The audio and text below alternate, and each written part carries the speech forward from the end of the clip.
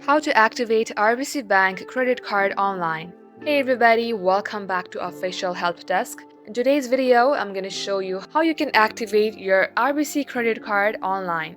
So without any further ado, let us get started. Head over to any of your web application.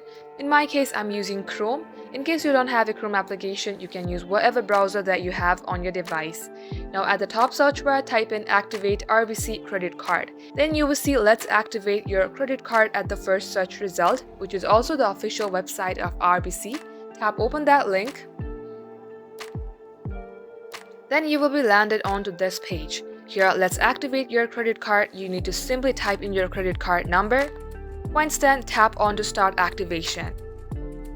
Just like so, if your credentials matches with your account, you will be able to successfully activate your credit card account of your RBC Bank. And that is how you can do it. So that is all for today's tutorial. If you would like to see more videos on this topic, then do comment down below and we will get back to you soon with more tutorials like this. In the meantime, what you can do is like this video and subscribe to our channel.